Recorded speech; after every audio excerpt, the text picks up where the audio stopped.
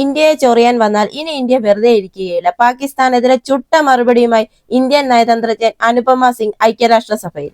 Indian നയതന്ത്രജ്ഞൻ Anupama Singh പാകിസ്ഥാന്റെ നിലപാടിലെ വിരോധാഭാസം ഉയർത്തിക്കാട്ടി ഐക്യരാഷ്ട്രസഭയിൽ. അവരുടെ മനുഷ്യാവകാശ രേഖയെ യഥാർത്ഥത്തിൽ ദയനീയമെന്ന് അദ്ദേഹം മുദ്രകുത്തി. UN മനുഷ്യാവകാശ കൗൺസിലിൽ ജമ്മു കാശ്മീരിനെ കുറിച്ചുള്ള പാകിസ്ഥാന്റെ ആരോപണങ്ങൾക്ക് ഇന്ത്യ ശക്തമായ രീതിയിൽ തിരിച്ചടിച്ചു. ഇത്തരമൊരു അപകടകരമായ റെക്കോർഡുള്ള ഒരു രാജ്യം മറ്റ് രാജ്യത്തിന്റെ ആഭ്യന്തര കാര്യങ്ങളിൽ ഇടപെടരുത്, മറുപടി നൽകാനുള്ള അവകാശം വിനിയോഗിച്ചുകൊണ്ട് ഇന്ത്യയുടെ ആഭ്യന്തര കാര്യങ്ങളിൽ അഭിപ്രായം പറയാൻ പാകിസ്ഥാന് അധികാരമില്ലെന്ന് ഇന്ത്യ തിരിച്ചടിച്ചു. ഐക്യരാഷ്ട്രസഭയുടെ മനുഷ്യാവകാശ കൗൺസിലിന്റെ 55ാമത് റെഗുലർ സെഷനിൽ ഇന്ത്യയുടെ പ്രഥമ സെക്രട്ടറി അനുപമ സിംഗ് ജമ്മു കാശ്മീരിലും ലഡാക്കും കേന്ദ്രഭരണ പ്രദേശങ്ങൾ ഇന്ത്യയുടെ അവിഭാജ്യ ഭാഗമാണെന്ന് പറഞ്ഞു. ഇന്ത്യക്കെതിരെ തെറ്റായ ആരോപണങ്ങൾ പ്രചരിപ്പിക്കാൻ കൗൺസിലിനെ വീണ്ടും ദുരുപയോഗം ചെയ്യുന്നത് നിർഭാഗ്യകരമാണെന്ന് അവർ പറഞ്ഞു. അതായത് ഇന്ത്യക്കെതിരെ പാകിസ്ഥാൻ നടത്തിയ വ്യാപകമായ പരാമർശങ്ങളുടെ കാര്യത്തിൽ ഇന്ത്യക്കെതിരെ തെറ്റായ ആരോപണങ്ങൾ ഉന്നയിക്കാൻ കൗൺസിലിന്റെ പ്ലാറ്റ്ഫോം ഒരിക്കൽ കൂടി ദുരുപയോഗം ചെയ്യപ്പെട്ടത് നിർഭാഗ്യകരമാണെന്നാണ് അവർ പറഞ്ഞത്.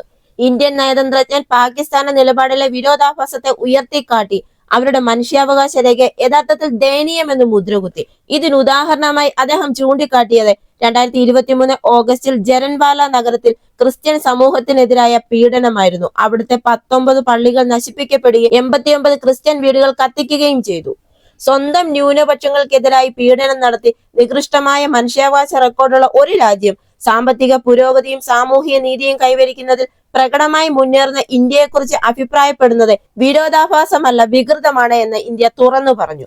ഭീകരർക്കുള്ള പാകിസ്ഥാന്റെ പിന്തുണയെക്കുറിച്ചും രാജ്യം ആഗോളതലത്തിൽ തീവ്രവാദത്തെ സ്പോൺസർ ചെയ്യുകയാണെന്നും ആരോപിച്ചു. അതുപോലെ തന്നെ തീവ്രവാദവും കടക്കെണിയിലുമായ ഒരു രാജ്യം, ജനങ്ങളുടെ താല്പര്യങ്ങൾ നിറവേറ്റുന്നതിൽ പരാജയപ്പെട്ട ഒരു സർക്കാർ, അതിൽ ജനങ്ങൾ അനുഭവിക്കുന്ന നാണക്കേട് എന്നിവയിൽ നിന്ന് രക്തച്ചൊരിച്ചിലിൽ കുതിർന്ന ഒരു രാജ്യത്തിന് കൂടുതൽ ശ്രദ്ധ നൽകാൻ ഇന്ത്യക്ക് കഴിയില്ലെന്ന് അദ്ദേഹം പറഞ്ഞു. ഫെബ്രുവരി 26 ആരംഭിച്ച UNHRC സെഷൻ ഏപ്രിൽ 5 വരെ തുടരും. പാകിസ്ഥാന്റെ ഭാവി അതിന്റെ പ്രവർത്തനങ്ങളിലും തിരഞ്ഞെടുപ്പുകളും അധിഷ്ഠിതമാണെന്നാണ് ഇന്ത്യൻ വിദേശകാര്യമന്ത്രി S ജയശങ്കർ നേരത്തെ ഒരു അഭിമുഖത്തിൽ സൂചിപ്പിച്ചിരുന്നു. ഫോറക്സ് കരുതൽ ശേഖരം കുറയുക, ഉയർന്ന പണപ്പെരുപ്പം, കറൻസിയുടെ കുത്തനെയുള്ള ഇടിവ് എന്നിവ ഉൾപ്പെടെയുള്ള സാമ്പത്തിക പ്രശ്നങ്ങളിൽ നിന്ന് ഒരു വഴി കണ്ടെത്തേണ്ടത് പാകിസ്ഥാന്റെ ബാധ്യതയാണെന്നാണ് അദ്ദേഹം അഭിപ്രായപ്പെട്ടത്.